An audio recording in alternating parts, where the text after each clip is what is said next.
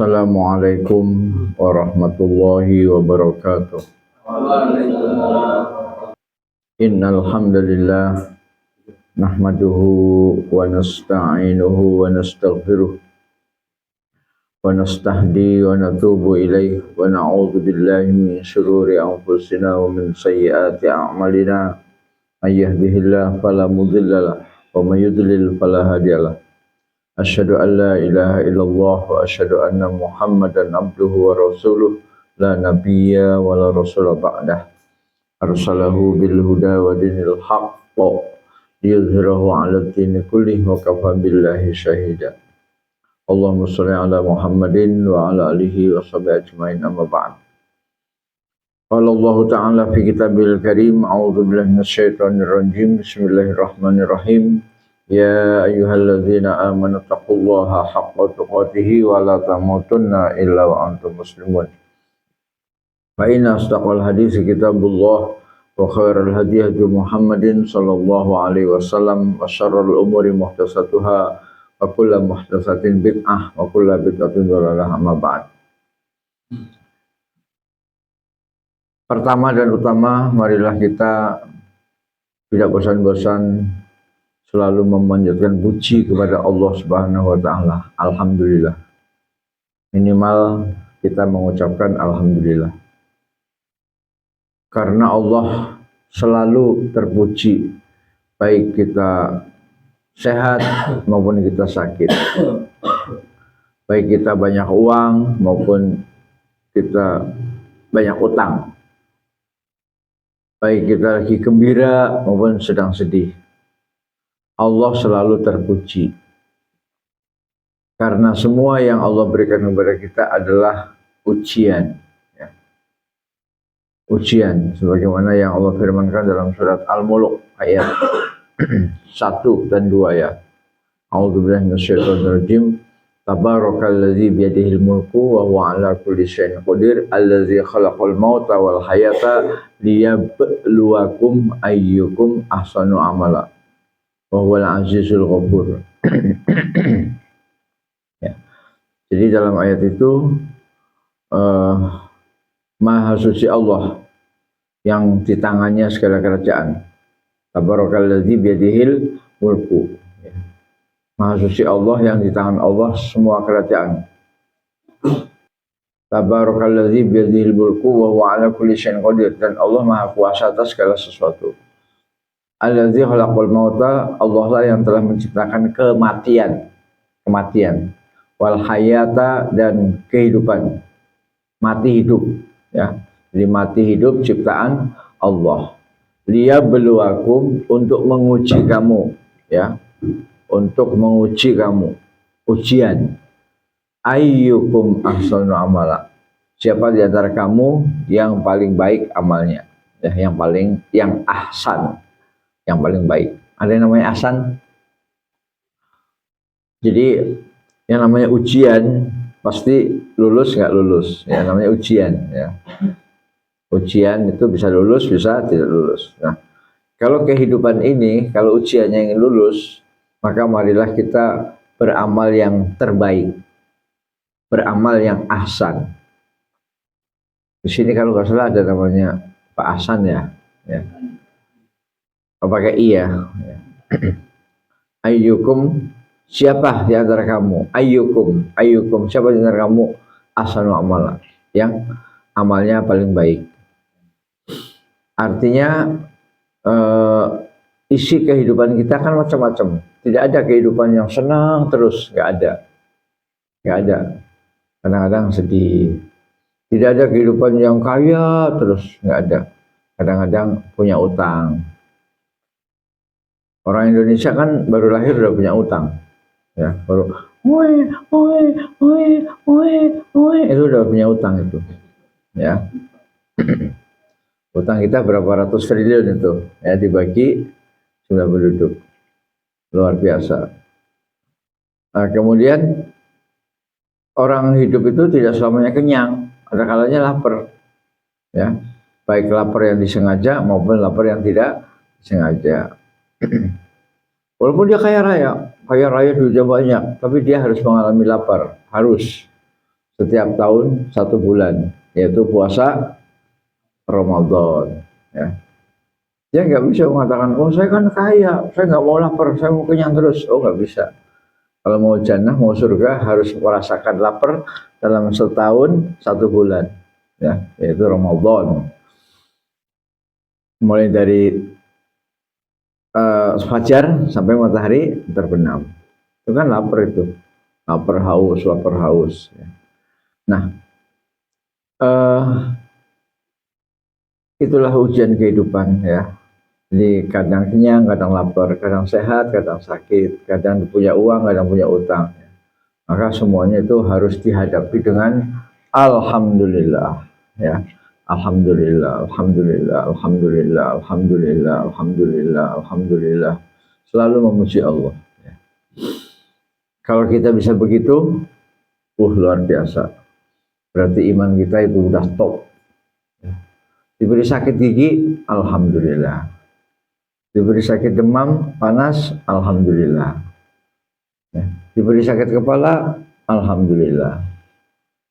Semua memuji Allah. Ya. Nah, kalau sakitnya ingin hilang, boleh. Ya, kita misalnya meruqyah ya, kita baca Al-Fatihah misalnya. Bagian yang sakit mana? Bagian yang sakit misalnya sini, kita pegang, baca Al-Fatihah. Ya. Kita mohon kepada Allah kesembuhan. Ya. Boleh kan? Boleh dong. Masa minta sembuh nggak boleh? Boleh. Tapi ketika kita awal baru sakit kita harus alhamdulillah. Ya tidak harus sih, tapi sabar dulu, sabar ya. Kalau ingin niat kan 4 tingkatan manusia dalam menghadapi musibah. Manusia dalam menghadapi musibah ada 4 tingkatan. Ya, tingkatan yang pertama tingkatannya orang kafir, yaitu mengeluh dan marah-marah. Mengeluh dan marah-marah. Diberi musibah, mengeluh dan marah-marah. Yang mengeluarkan kata-kata yang tidak baik. Ya, menghina Allah, protes kepada Allah dan lain-lain. Ya. Itu tingkatan pertama orang kafir itu, paling rendah itu. Kita jangan ikut itu. Ya. Nah, tingkatan yang kedua itu sabar. Sabar itu tingkatan orang beriman. Sabar yaitu menahan penderitaan dalam hati, ditahan. Tidak keluar di mulut, ya, tidak keluar di mulut. Tidak keluar dalam tindakan. Di mulut itu ya seperti tadi, ngomel-ngomel, marah-marah, ya, itu di mulut. Tindakan ya misalnya banting HP, banting meja, banting pintu, itu tindakan. Itu juga nggak boleh. Jadi kalau dia sudah merefleksikan dalam bentuk tindakan yang merusak, itu nggak boleh. Tapi kalau tindakan yang baik, misalnya mengelus-elus kepala, nah itu kan baik, nggak apa-apa. Pak, dia marah Pak, tapi kalau marah kepala saya dilus-elus, ya, itu nggak apa-apa. Itu namanya tindakan yang tidak merusak. Tapi kalau banting pintu, kan jadi orang kaget semua kan, pintu dibanting, HP dibanting, jendela dibanting, rak piring tahu nggak? Rak piring, banting akhirnya, treng, pecah semua gelas piring. Nah, kalau orang menahan dalam jiwa, tidak keluar di mulut, dan tidak mewujudkan dalam bentuk tindakan yang merusak, maka itu sudah sabar. Jadi sakit penderitaan ditahan aja, diam saja dia, diam. Nah itu sabar. Nah itu wajib hukumnya. Ya. Dalilnya mana? Dalilnya surat Ali Imran ya. Ali Imran terakhir ayat 200. Kalau antum biasa menghafal Al-Quran, ya, kalau sudah sampai surat Ali Imran pasti ketemu. A'udzubillahi minasyaitonirrajim. Ya ayyuhalladzina amanu sabiru wasabiru warabitu. Ya al-ayah. Wahai orang-orang yang beriman, bersabarlah kamu, ya, dan tingkatkan kesabaranmu dan berjaga-jagalah, mudah-mudahan kamu beruntung. Ya. Jadi itu ya ayyuhallazina amanu sabiru itu fi'il amr. Fi'il amr itu kata perintah. Perintah itu perintah dari Allah.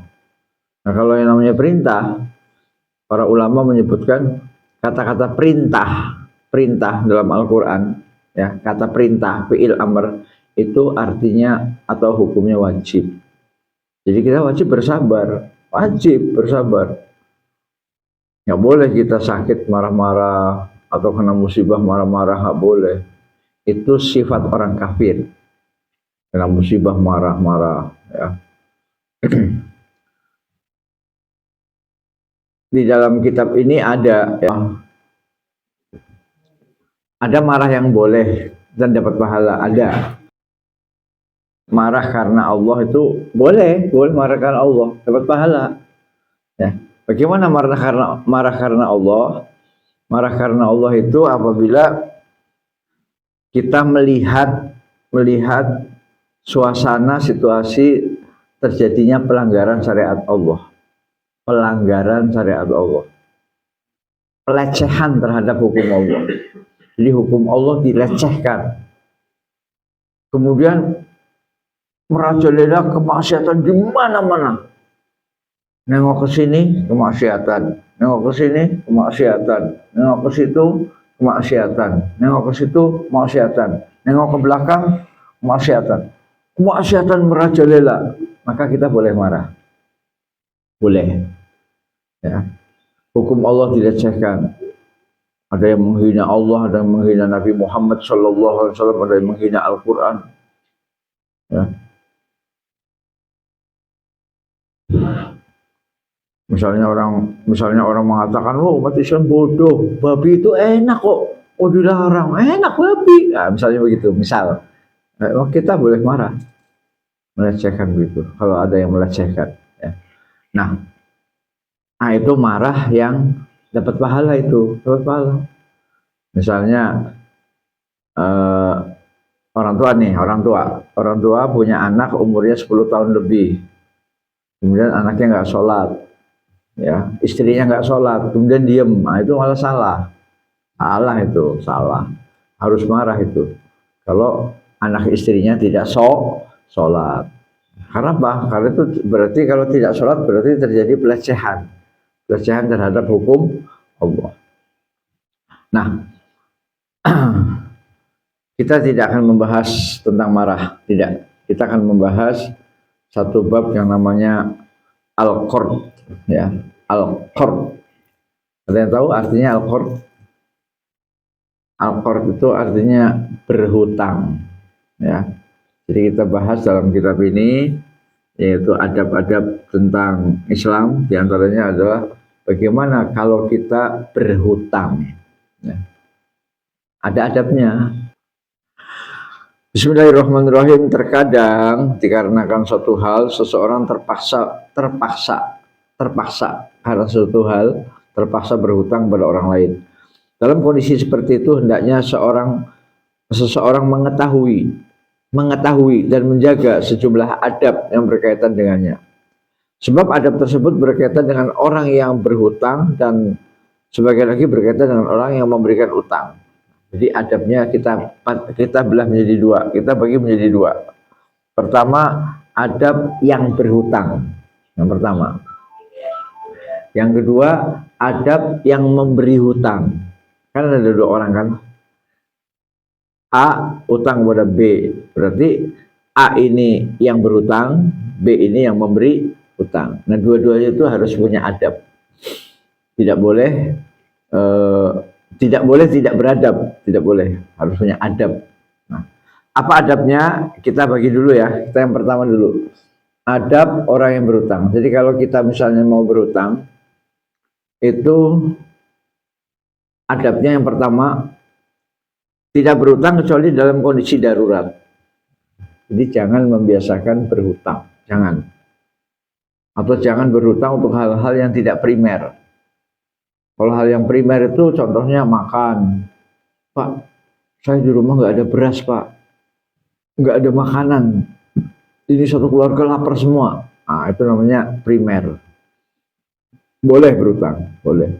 Tapi kalau beras punya, mobil punya, rumah punya, laptop punya, HP punya, kemudian berutang.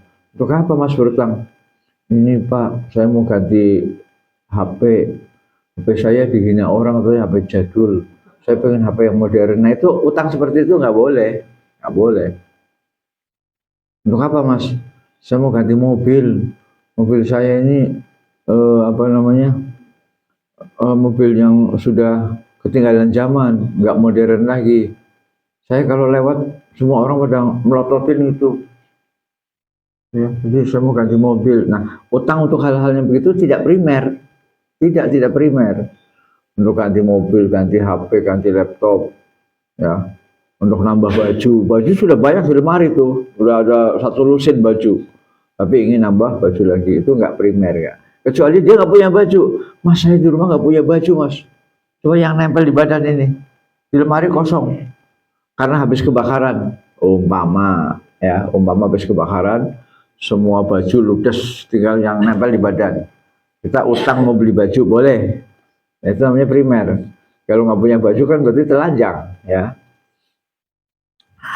Kadang seseorang berutang demi kebutuhan pelengkap bangunan rumahnya agar terlihat lebih megah, atau untuk membeli kendaraan baru yang lebih mewah. Jika demikian alasannya, maka tidak pantas baginya berutang, karena posisinya pada saat itu sebagai orang yang meminta. Ya, jadi orang yang berhutang untuk hal-hal yang tidak primer, untuk ganti cat mobil, ganti cat rumah, ya itu dia sama saja dengan pengemis minta itu. Ya, padahal dia kaya. Ya. Padahal seharusnya seorang muslim tidak pantas menghinakan dirinya sendiri atau merendahkan derajatnya sendiri. Jadi kalau kita hutang untuk hal-hal yang tidak primer, itu sama saja dengan kita minta. Dan minta itu sama dengan merendahkan diri sendiri. Ya, merendahkan. Derajatnya turun. Padahal para sahabat Nabi itu derajatnya itu memberi. Ya.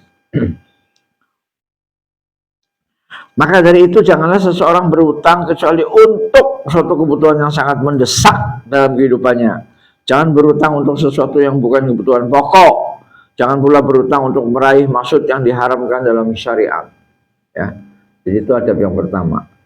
Jadi kalau Anda berutang karena kebutuhan primer, nggak punya beras, nggak punya makan minum, ya, nggak punya pakaian, itu boleh.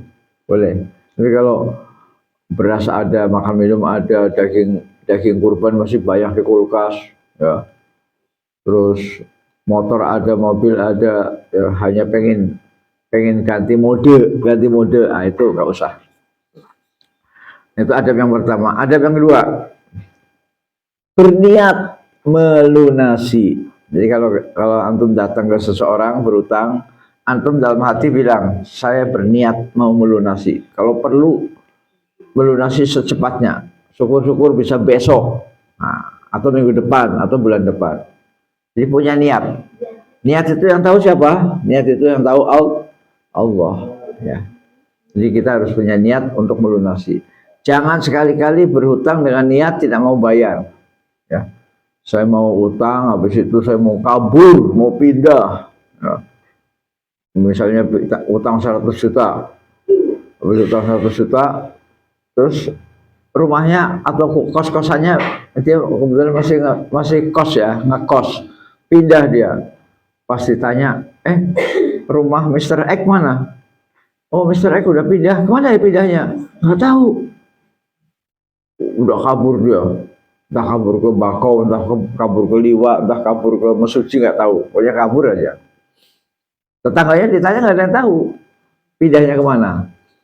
Nah, jadi jangan punya niat untuk tidak bayar. Ya, catat ini, ya, catat. Jika yang berutang bertekad dan berniat untuk membayar utang, niscaya Allah akan membantunya untuk melunasi utang tersebut. Jika tidak, maka Allah tidak akan membantunya untuk membayar utangnya. Jadi tidak ada manfaatnya jika hanya sekedar ucapan ingin melunasi utang, sementara hatinya tidak bertekad melakukannya. Semua itu tidak akan bermanfaat tanpa adanya kesungguhan untuk mengembalikan utang, serta melakukan upaya-upaya agar ia dapat mengembalikan hak orang yang memberikan utang. Jadi yang pokok itu hati, Mas. Yang pokok itu hati. Hatinya punya niat untuk mengembalikan. Punya niat. Ya. Ente misalnya utang kepada seseorang 5 juta, Mas pinjam sih 5 juta, ya, di rumah nggak ada beras, kemudian ini apa, anak nggak boleh sekolah karena nunggak 2 tahun. Punya niat untuk melunasi. Kalau punya niat, ditolong Allah, pasti Allah akan menolong dan dia akan berusaha untuk melunasinya. Tapi kalau tidak punya niat, Allah juga nggak menolong, Allah juga nggak menolong, ya. Nah, itu jadi niat, ya, niat harus punya utang, harus niat untuk mengembalikan, ya, karena itu adalah hak orang yang memberi utang. Nabi SAW bersabda, man akhadha amwalan nasi yuridu adaaha adallahu an. Wa man akhadha yuridu itlafaha atlafahullah. Hadis riwayat Bukhari dari Abu Hurairah radhiyallahu anhu. Hadis nomor 2387. Hadis riwayat Imam Bukhari. Artinya, barang siapa yang meminjamkan harta orang lain, bukan meminjamkan, saya ralat, saya salah baca. Barang siapa meminjam, meminjam berarti kan utang, harta orang lain dan bertekad untuk mengembalikannya, bertekad untuk membayar, mengembalikan, memulangi, Allah akan membantunya untuk memulangkan harta tersebut. Dan barang siapa yang ingin memusnahkannya, maka Allah akan memusnahkannya. Jadi itu tadi, yang tadi Bapak jelaskan, kalau punya tekad untuk mengembalikan, pasti dibantu Allah, ya. Di dalamnya dia cari rezeki lancar, dapat, ya.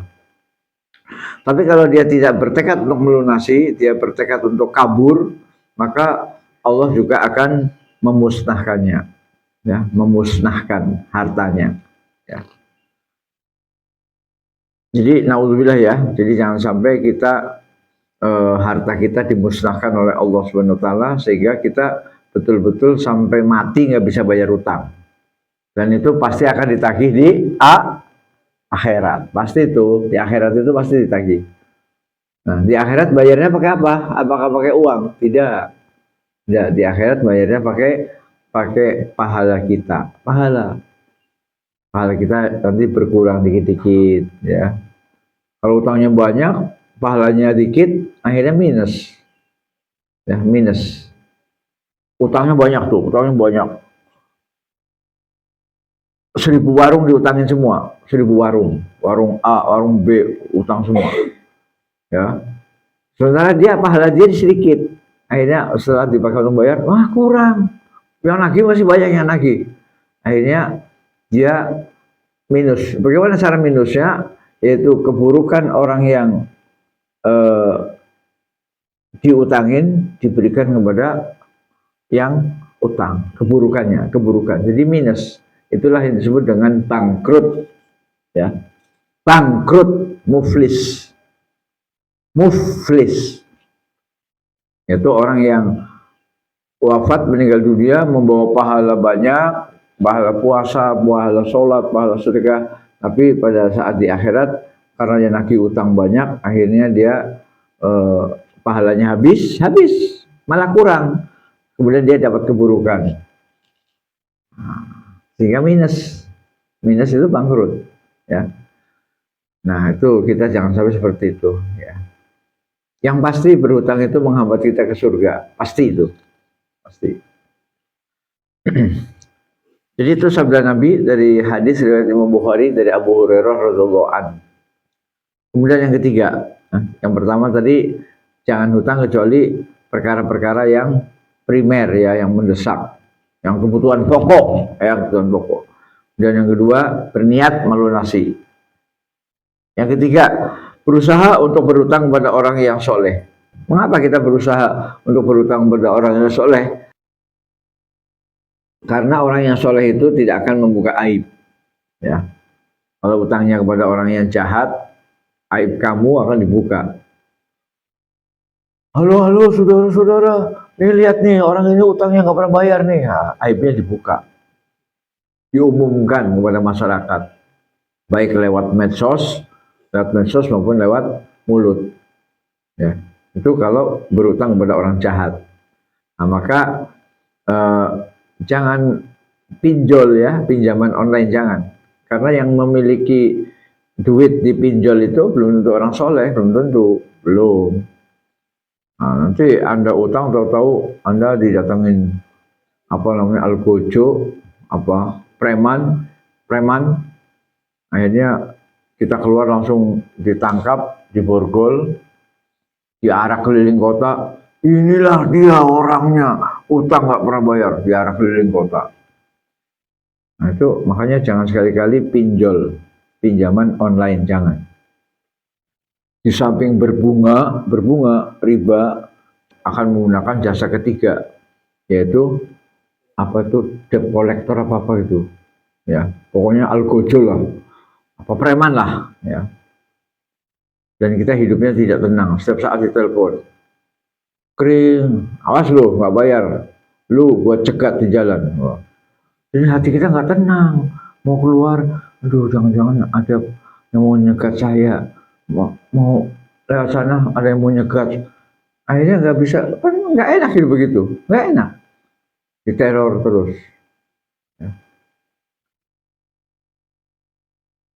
Ya untuk bebas dari teror bisa sih, yaitu HP kita dijual, kita nggak punya HP, bisa putus HP-nya, pokoknya HP-nya dibuang aja, udah nggak, hidupnya nggak pakai HP, kan berarti nggak ada yang nelpon, ya bisa. Tapi apakah ada yang mau HP-nya dibuang, dikubur? Ya. Kan tentu nggak ada kan, pasti kita kan perlu berhubungan dengan orang tua, perlu berhubungan dengan adik, kakak, tetangga untuk bisnis lah ya, untuk bisnis. Nah, jadi kalau kita ingin bebas dari teror, dari ancaman-ancaman penagih utang, bisa. Ya hidup nggak usah pakai HP. HP sama kartunya dilepas, baterainya dilepas, HP-nya dikubur. Udah. Kalau kita mau apa-apa datang langsung ke orangnya. Kalau kita mau apa-apa. Jadi hidup di teror itu nggak enak ya. Nah, bila seseorang berutang pada orang yang soleh, niscaya dirinya akan merasa tenang karena ia akan terhindar dari pengkhianatannya, ya, akan terhindar dari pengkhianatan sang pemberi hutang. Orang itu tidak akan merusak nama baik orang yang berhutang, tidak akan merusak nama baik, ya, nama baik kita dijaga, atau menyebarkan utang tersebut, ya, mempublikasikannya lewat medsos. Tidak melakukan seperti itu kalau orang soleh. Atau mengungkit-ungkit pemberiannya.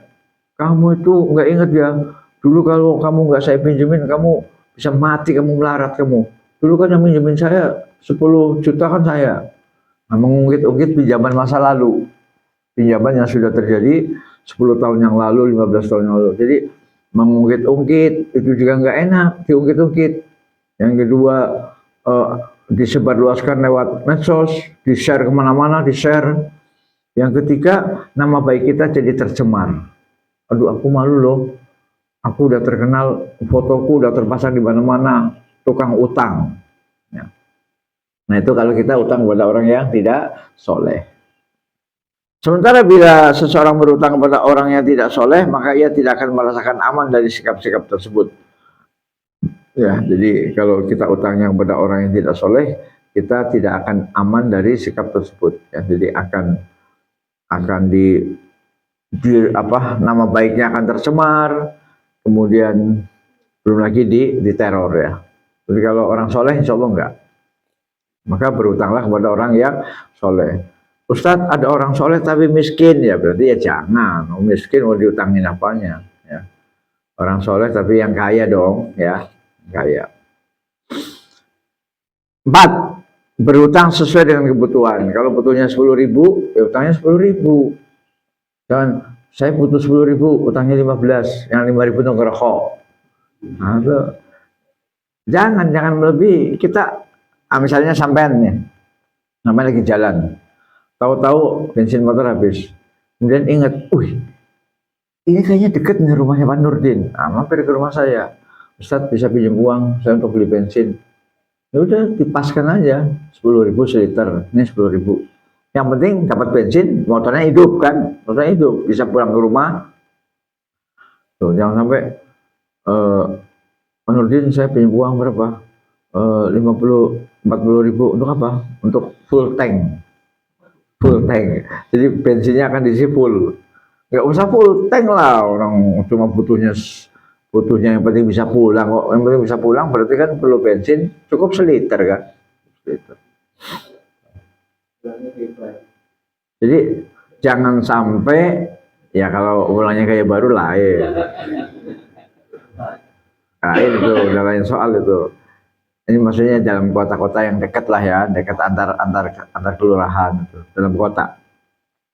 Jadi kalau perlunya 10.000 ya utangnya 10. Kalau perlunya 15, utangnya 15, jangan dilebihin. Jangan. Boleh jadi seseorang meninggal dalam keadaan berutang. Ya, ini yang mengerikan ini. Meninggal, wafat, mati dalam keadaan berutang. Itu artinya masih ada hak orang lain yang masih ia pikul. Tuh. Jadi kalau mati meninggal berutang, maka berarti kita masih memikul hak orang lain yang harusnya dikembalikan kan? Harusnya dikembalikan, ini nggak dikembalikan, berarti masih mikul kan? Itu jadi beban di akhirat, itu ngeri itu. Oleh karena itu usahakan untuk meminimalkan utang, yaitu berhutang sekedar untuk memenuhi kebutuhan yang mendesak. Beli bensin karena motor macet, mogok, perlu nggak? Perlu, itu mendesak. Ya. Kita kan kadang-kadang lupa, aduh Masya Allah belum lupa nggak ngisi bensin, makanya di Antasari mogok. Ya. Nah yang kasihan itu mogoknya di Antasari, di situ nggak ada kenalan, HP-nya mati, udah bingung, akhirnya nuntun. Siapa yang pernah bensinnya habis, kemudian motornya dituntun? Siapa yang pernah itu? Angkat tangan. Ya, alhamdulillah. Itu biasa, ya biasa. Jadi kehabisan bensin, nggak ada tempat minjem, karena nggak ada yang kenal. Ya, nggak mungkin lah pinjam ke sembarang orang yang atau tukang warteg ya, orang Tegal. Bu, pinjam sih bu. Kamu orang mana kan nggak dikenal, nggak mungkin dikasih. Ya, jadi itu. Jadi akhirnya nuntun kan, nuntun. Saya alhamdulillah ya sekali dua kali pernah lah ngalami seperti itu. Yang pertama nggak ada tempat minjem, yang kedua HP-nya mati. Nggak bawa charger, nggak bawa. Tapi kan HP-nya hidup, saya telepon anak, Assalamualaikum, tolong sih ke Antasari, HP ini kehabisan bensin, ya. HP nunggu ya di Masjid Ar-Rahman. Nanti anak datang, ngasih uang. Ya kalau ada HP kan bisa nelpon anak, bisa nelpon istri, bisa nelpon kakak, adik, ya. Atau bisa nelpon sahabat yang sudah kenal, teman yang sudah kenal. Mas, tolong sih saya. Oh, saya kehabisan bensin. Saya perlu 100.000 aja. Saya mau pulang ke mana? Kayak baru. Kalau mobil ya 100.000 lah ya mobil. Karena kan kayak baru jauh ya. Contohnya bila seseorang membutuhkan uang sebesar 5.000 maka jangan berutang sampai 7.000. Ini ada di sini. Sini jelaskan. Atau 10.000. Sebab hal itu lebih ringan untuk dipikul dan lebih memungkinkan untuk dilunasi. Jadi kalau kita utangnya kecil gampang melunasinya. Coba utang 5.000 dengan utang 5 juta melunasinya gampang mana? 5.000 kan. 5.000 paling insya Allah masih ada 2 hari lagi. 5.000 gampang melunasi. Itu kalau utang 5 juta 5 juta ya. harus kerja dulu 2 bulan, dan selama 2 bulan puasa nggak makan. Namanya gajinya 2,5 juta. Gajinya 2,5 juta, berarti gaji 2 bulan kan 5 juta untuk bayar utang. Berarti selama 2 bulan nggak makan. Gajinya untuk bayar utang. Ya. Nah, maka disitulah kadang-kadang ini yang tidak disadari oleh orang yang utang. Ketika utang itu enak, Mas. Alhamdulillah saya dapat utang nih dari Ustadz A, 50 juta. Senang ketika dapat utang itu, senang betul. Tapi pada saat mengembalikan, beratnya setengah mati untuk ngulanginnya itu. Itu jarang disadari. Maka sebaiknya kita utang sekecil mungkin. 5. Lunasi utang tepat pada waktunya dan jangan menundanya. Jadi kalau janji, Pak, saya bayar bulan depan ya, catat bulan depan tanggal berapa ya. Bulan depan, berarti sebulan kan? Sebulan ya. Misalnya sekarang tanggal 21. Sekarang tanggal 21 Juli sekarang nih. 21 Juli. Berarti mulanginya tanggal 21 Agustus. Sebulan. Nah, ditulis Mr. X berjanji akan bayar utang 21 Agustus, tulis. Yang janjinya ditanda tangan, difoto, ya. Jadi, ya maksudnya untuk diketahui kedua belah pihak, untuk ingat, ya. Supaya nanti ketika dia lupa, kita kirim fotonya. Oh iya ya, ini tanda tangan saya ya. Oh iya ya, saya utang ya 5 juta bulan lalu ya. Oh iya, jadi ingat kan kalau ada fotonya. Foto notanya itu loh, nota ya. Kalau enggak kan, kapan saya utang? Enggak pernah saya utang. Kan bisa berdebat itu. Debat pilot ya. Kan ada debat kusir, ada debat pilot ya. Kusir itu kan ajaran dulu ya. Nah, jadi sekarang kita jangan debat kusir lah, debat pilot ya. Kalau nggak dicatat, Mas, kalau dicatat itu nanti ada terjadi perdebatan debat pilot ya, debat pilot. Apabila tanggal pembayaran utang sudah tiba, maka orang yang berutang wajib mendatangi orang yang memberikan pinjaman untuk melunasinya. Jangan sampai seseorang terlambat mengembalikan utangnya dan jangan menunda-nunda membayarnya selama ia sanggup melunasinya. Ya, kecuali kalau dia betul-betul miskin, nggak punya apa-apa. Ya kita, tapi tetap datang dong. Assalamualaikum, Ustadz. Saya kan janji membayar utang sebulan. Ini udah sebulan, Ustadz. Tapi saya nggak punya apa-apa. Di rumah saya nggak ada beras, nggak ada apa. Jadi tolong sih saya minta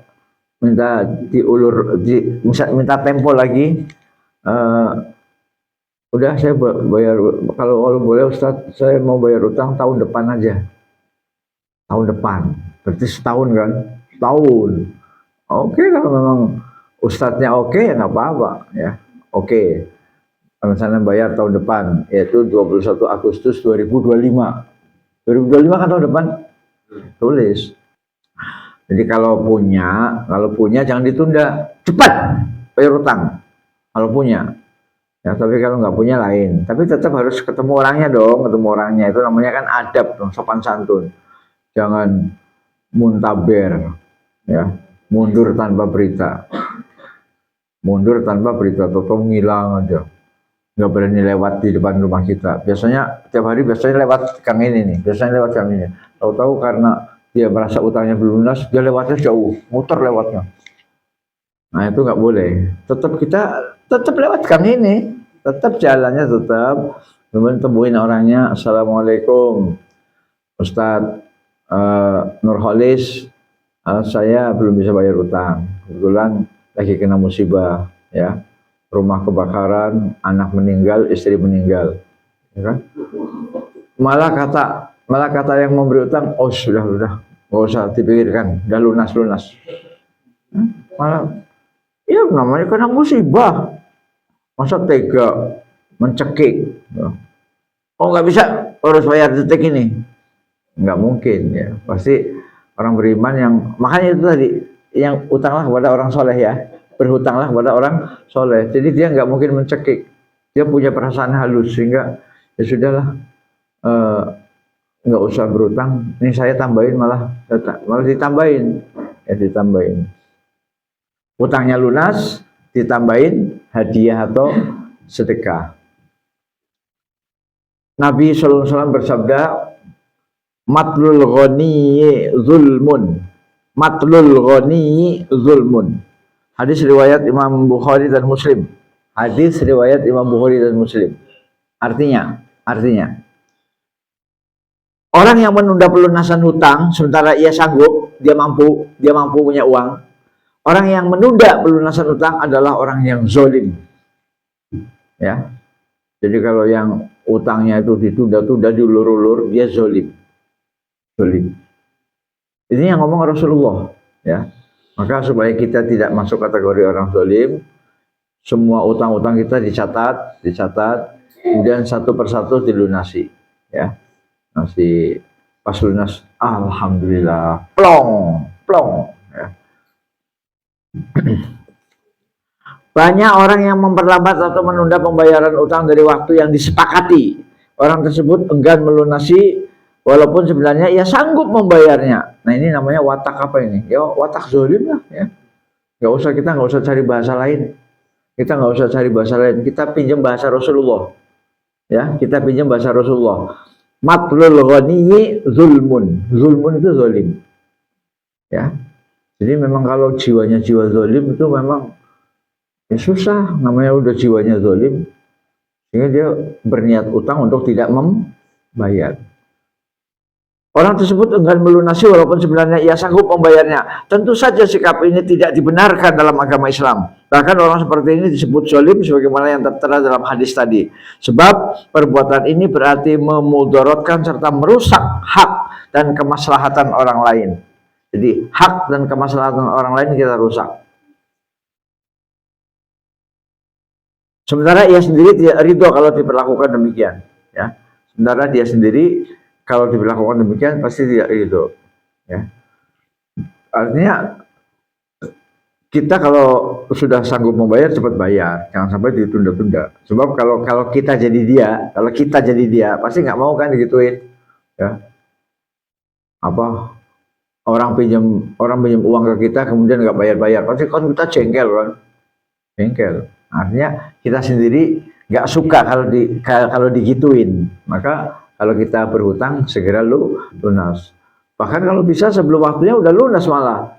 Janjinya tanggal 21, tanggal 19, tanggal 18 sudah lunas. Mas, lunas ya? Saya dulu janjinya tanggal 21. Ini sekarang tanggal 18. Nah, tolong Mas dicoret Mas tulisan yang kemarin coret. Seret, disilang itu. Lunas. Ya. Jadi gitu. Syukur-syukur bisa mengembalikan sebelum waktunya habis, itu lebih baik lagi.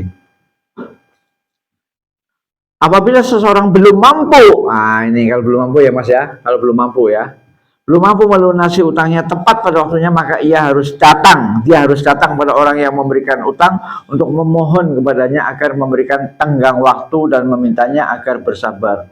Mas, sabar Mas ya, saya belum bisa bayar bulan ini, betul-betul saya lagi kosong. Bener ya, ucapannya nggak dusta ya, bener. Lagi kosong bener. Mungkin tunggakan anak sekolahnya banyak, kemudian mungkin dia baru PHK, baru putus hubungan kerja ya, PHK, putus hubungan kerja, dipecat. Untuk memohon kepadanya, jadi datang dong, jangan ngilang seperti tadi. Yang hilang, datang. Assalamualaikum, Pak, saya mau lapor ini. Saya sebenarnya hari ini harus bayar nih, hari ini nih, tanggal 21. Tapi saya lagi kosong. Bisa nggak ditunda bulan depan? Bisa nggak Pak?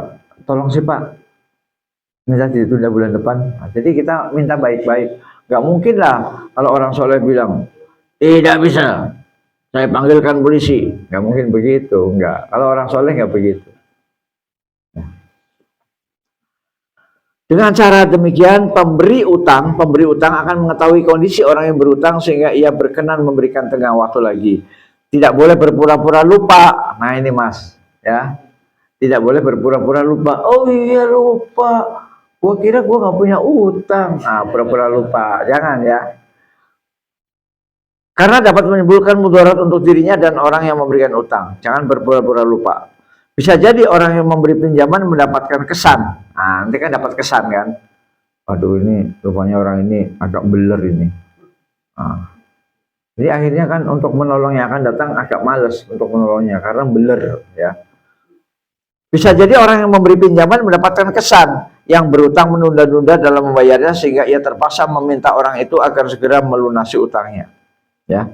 Kadang pula ia mengeluhkan kepada orang lain perbuatan orang yang menunda pembayaran utang tersebut yang berakibat namanya menjadi jelek. Ya. Dan memang menagih utang itu sebenarnya nggak enak, menagih utang. Padahal kan itu uang dia. Ya. Menagih utang itu kayak orang ngemis. Mas, bayar sih mas. Mas, bayar sih, kan udah waktunya ini. Jadi kayak pengemis, padahal itu uang dia. Ya, jadi menagih utang itu nggak enak. Nah, sebaliknya kalau yang pinjol-pinjol itu, mereka dengan gagah perkasa mencekik kita kan. Ya, menjatuhkan nama kita, mengancam kita, menteror kita. Nah, itulah adab-adab yang bisa saya sampaikan. Sebenarnya ada satu lagi, ini tanggung ya, satu lagi ya. Tanggung, ini tanggung, satu lagi. Membayar dengan cara yang baik. Jadi kalau kita bayar utang, membayar dengan cara yang baik. Apa maksudnya cara yang baik? Kita perhatikan ini, kita perhatikan.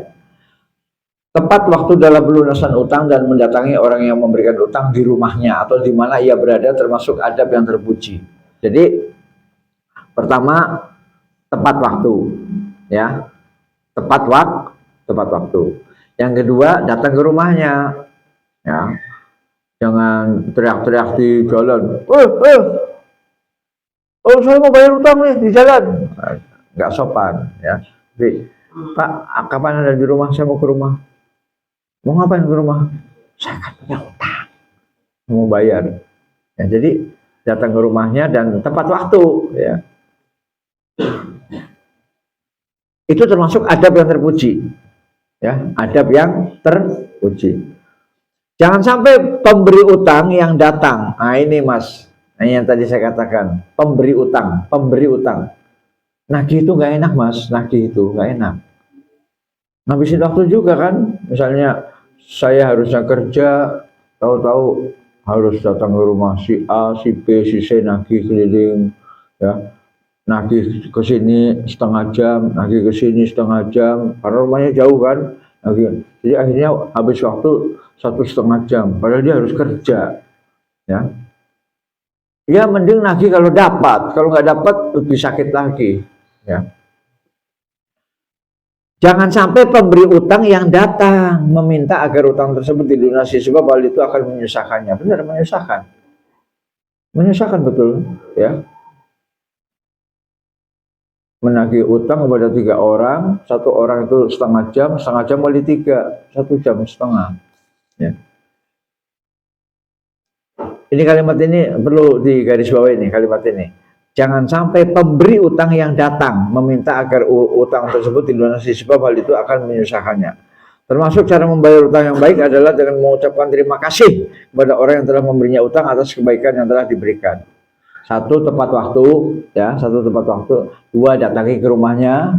3, mengucapkan terima kasih. Mas, terima kasih ya mas. Alhamdulillah. Saya ditolong sama sampean sehingga anak saya bisa mengambil rapor, anak saya bisa mengambil ijazah, anak saya bisa mendaftar ke sekolah yang lebih tinggi, ya, dengan perantaraan utang yang saya terima dari sampean. Di samping itu, ia juga boleh melunasi utangnya sesuai dengan jumlah yang ia pinjam. Di samping itu, ia juga harus ya, pakainya harus. Ia harus melunasi utangnya sesuai dengan jumlah yang ia pinjam. Utangnya 5.000, kembalikan 5.000 dong. Masa kembalikan 4.000? Utangnya 5.000, kembalikannya harus 5.000. Jangan kurang. Mas, tolong sih di diskon. Oh, utang kok minta diskon. sampai dulu utangnya berapa? Saya utangnya 5.000, tapi saya minta diskon. Saya bayar 4.000 aja ya. Harus sesuai dengan jumlah yang pertama kali utang. Boleh juga apabila ia tidak menemukan barang yang sama, ia boleh menggantinya dengan barang yang lebih baik dari yang ia pinjam. Misalnya pinjam motor Beat tahun 2015. Pinjam motor Beat tahun 2015. Tahu-tahu motornya hilang. Dia kembalikan motor Beat yang sama motor Beat 2015. Kalau Pak, motor Beat 2015 sudah nggak terbit lagi, di dealer udah nggak ada, adanya yang 2016, bagus. Mengembalikan dengan motor yang lebih tinggi, lebih mahal, bagus. Kalau yang lebih rendah nggak boleh. Misalnya, Pak, ini adanya motor jadul yang tahun 70, nggak bisa dong, nggak bisa. Orang pinjamnya motor Beat tahun 2015, mulanginya motor jadul tahun 70, nggak bisa. Jadi kalau kita mulangin atau mengembalikan dengan motor yang lebih tinggi, nggak apa-apa. Itu mulia. Itu bukan riba. Bukan riba. Riba itu kalau ada perjanjian sebelumnya. Misalnya gini, Mas, kamu tak pinjemin 1 juta. Sanggup nggak nanti mengembalikannya 1.100.000? Mengembalikannya 1.100.000. Oh, sanggup. Nah, itu riba. Ya. Ada perjanjian di awal. Nah, kalau ini nggak ada perjanjian, pinjam motor Beat tahun 2015, tahu-tahu entah musibah, entah dicopet, entah dimaling, pokoknya hilang aja. Waduh, saya pinjam motor sama Ustadz Nurdin, hilang. Nah, kembalikan dong motor yang sama, ya. Motor Beat tahun 2016, dia cari di toko, dia cari di bengkel. Ternyata motor Beat 2015 itu nggak ada yang dijual lagi. Karena motornya enak, bandel, maka jarang orang mau menjual, jarang. Kita cari di toko nggak ada, adanya yang tahun terbaru, yaitu 2016. Ya nggak apa-apa. Ya. Boleh juga apabila ia tidak menemukan barang yang sama, maka ia boleh menggantinya dengan barang yang lebih baik dari yang ia pinjam. Boleh. Ketika seorang laki-laki menagih utang berupa unta yang pernah dipinjam oleh Nabi SAW, Nabi pernah pinjam unta. Beliau pun memerintahkan seseorang sahabat agar membeli unta untuk orang tersebut. Jadi misalnya nyuruh Pak Heri, tolong sih belikan unta yang kayak gini, umurnya 5 tahun, warnanya putih. Pak Heri nyari unta yang umurnya 5 tahun, warnanya putih. Yang sesuai dengan yang utang pertama kan. Unta umur 5 tahun, warnanya putih. Setelah Pak Heri, Pak Ustadz, nggak ada unta putih, adanya unta hitam. Terus umurnya udah 7 tahun. Oh, 7 tahun. Jadi lebih mahal,